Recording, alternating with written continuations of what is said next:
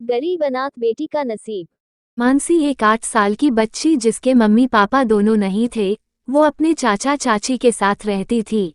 मानसी, अरे मानसी, अभी तक तेरे से झाड़ू नहीं लगी है। देख बारिश हो रही है, जाकर छत से सारे कपड़े उतार कर ला। ठीक है चाची, अभी लाती हूँ। बारिश बहुत तेज हो रही है, क्या करूं? जल्दी जल्दी कपड़े उतार लेती हूँ, नहीं तो चाची फिर से मारेगी। दीपा बिटिया, ये ले तेरा दूध, वो भी बादाम वाला। गरम गरम पी ले, बारिश का मौसम है। चाची कपड़े उतार कर रख दिए हैं, मुझे भूख लगी है, कुछ खा लूं। पहले बाजार जाकर ये सामान ले आ, फिर खा लेना। चाची बारिश बहुत तेज हो रही है, कुछ देर बाद चली जाऊं। बारिश इतनी भी तेज नहीं हो रही कि तू डूब जाएगी, चुपचाप सामान लेकर आ। मानसी तेज बारिश में सामान लेने चली जाती है और पूरी तरह भीग जाती है। ये क्या, पूरी चीनी बारिश में भीगा दी। अब तू नहीं बचेगी मेरी हाथों से। सुधा मानसी को थप्पड़ पर थप्पड़ मार रही थी। आंखों की अंधी, तुझे दिखाई नहीं दिया कि चीनी भीग रही है? आज तुझे खाने को कुछ नहीं मिलेगा, रह भूखी।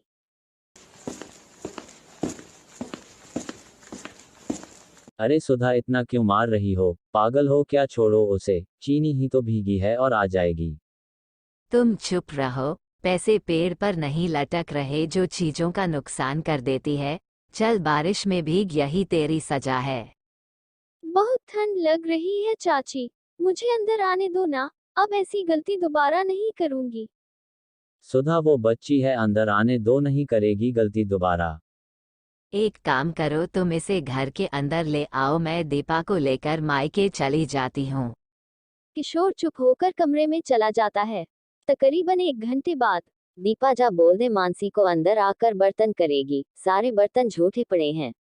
मानसी, मम्मी बोल रही है अंदर आकर बर्तन धो ले। मानसी भीगे हुए कपड़ों में बर्तन धोने लगती है। भूखी प्यासी मानसी घर का सारा काम करती है। सुधा मानसी पर बहुत अत्याचार करती थी। एक दिन, हाँ भैया, मेरे पति काम से बाहर जा रहे हैं, पीछे से ये काम हो जाना चाहिए। ठीक है, मैं समय पर पहुंच जाऊंगा। किशोर किसी काम से शहर से बाहर चला जाता है। मानसी बेटा, चल तुझे बाजार से नई चप्पल दिला लाऊं, टूटी फूटी चप्पल में घूम रही है। चाची, मेरे लिए नई चप्पल? ठीक है, मैं चलती हूँ। सुधा मानसी और दीपा के साथ बाजार जाती है। मानसी, तुम यहाँ बैठकर चप्पल देखो, भैया दिखाना जरा चप्पल। मानसी, मैं जरा दीपा को सामने की दुकान से पानी की बोतल दिलाकर आती हूँ। सुधा मानसी को चप्पल की दुकान पर छोड़ जाती है। दुकानदार दूसरों ग्राहकों में व्यस्त हो जाता है। तभी बेटा, तुम्हारा नाम मानसी है ना? आपकी चाची ने मुझे भेजा है, उन्हें घर जाना पड़ा, उन्होंने मुझे तुम्हें घर लाने को बोल गई है। आओ, तुम्हें घर छोड़ देता हूँ। अंकल, ये तो मेरे घर का रास्ता नहीं है, आप मुझे कहाँ ले जा रहे हो? ये रास्ता भी घर की ओर ही जाता है, जहाँ ले जा रहा हूँ चुपचाप चल। मानसी व्यक्ति के हाथ छुड़ाकर वहां से भागने लगती है। ए रुक जा, ए भागती कहाँ है? व्यक्ति मानसी का पीछा करता है। मानसी दौड़ती हुई तेजी से भागती है।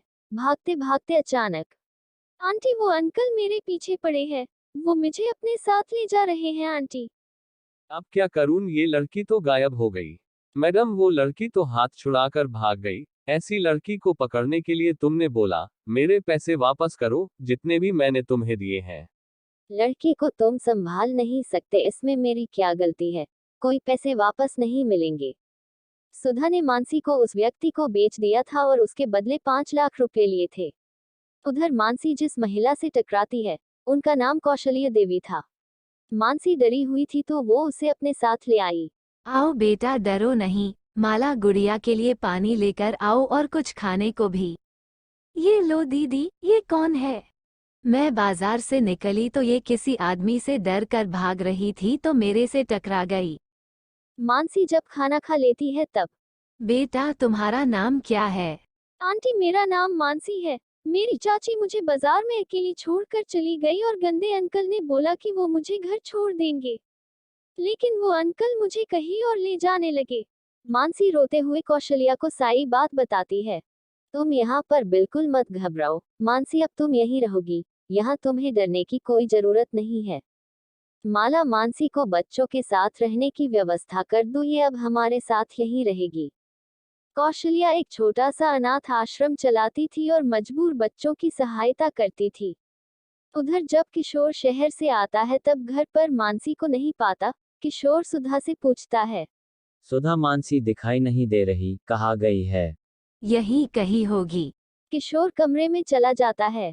सुधा को व्यक्ति का फोन आता है। दूसरे फोन पर किशोर सारी बात सुन लेता है। शायद तुम जानती नहीं, पूरे एरिया में कल्लू के नाम से लोग डर जाते हैं। मुझ जैसे गुंडे से पंगा लिया है तुमने। देख कल्लू, धीरे बोलो, मेरे पति वापस आ गए हैं। वो तुम्हारी आवाज सुनेंगे तो हम दोनों जेल जाएंगे। मानसी का गायब होने का पता चल गया तो हम दोनों की खैर नहीं। मुझे कुछ नहीं सुनना, मेरे 5 लाख रुपए दो और मेरा हिसाब करो। ठीक है, मैं पैसे दे दूंगी, थोड़ा वक्त दो। सुधा फोन रख देती है तभी क्या मानसी को तुमने गुंडे के हाथ बेच दिया? सुधा, तुमने इतनी नीच हरकत की है। बेचारी बिन माँ बाप की अनाथ बच्ची को तुमने बेच दिया। सुधा, तुम एक औरत और एक माँ कहलाने के लायक नहीं हो। कहाँ रहता है वो गुंडा? मेरे साथ चलो, अभी बताओ उसका पता। किशोर सुधा को थप्पड़ मारता है और कल्लू गुंडे के घर पहुंचता है। बता, मेरी भतीजी मानसी कहाँ है? बताओ वरना मैं तेरा खून पी जाऊंगा। मुझे मत मारो, मुझे नहीं पता तुम्हारी भतीजी कहाँ है। तू ऐसे नहीं मानेगा, पुलिस के सामने सब जुबान खुल जाएगी तेरी। किशोर पुलिस को फोन करता है और वो आकर सारी बात पूछते हैं। किशोर जी, हमारे पास अनाथ आश्रम से एक बच्ची की मिलने की खबर आई है। एक बार वहां चलकर देख लेते हैं। कल्लू को अरेस्ट कर लो रे। नमस्ते कौशल्या देवी जी, आपने जो बच्ची की मिलने की खबर दी थी। जी इंस्पेक्टर साहब, मैं अभी बुलाती हूँ। माला मानसी को लेकर आओ।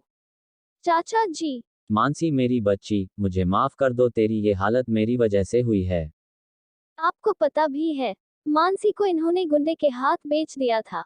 आपने माँ होकर एक मासूम बच्ची को सिर्फ पैसों के लिए बेच दिया, इसलिए कि अनाथ है, उसके माता पिता नहीं है। इंस्पेक्टर साहब, आप सुधा को गिरफ्तार कर लीजिए। किशोर, मुझे माफ कर दो, मेरे से गलती हो गई। चाचा जी, चाची जी को जेल मत भेजो, इन्हें माफ कर दो चाचा जी। देखो सुधा, अपनी आंखें खोलकर देखो, ये बच्ची अभी भी तुम्हारे बारे में सोच रही है। कौशल्या जी, आज आप ना होती तो मानसी का क्या होता? कौशल्या जी, आपका बहुत बहुत धन्यवाद।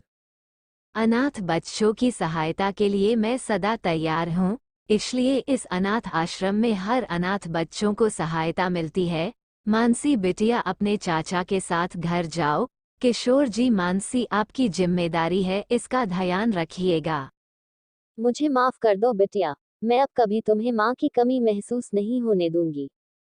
मानसी खुशी खुशी अपने चाचा चाची के साथ घर चली जाती है। कौशल्या देवी की वजह से आज मानसी सही सलामत अपने घर पहुंच गई।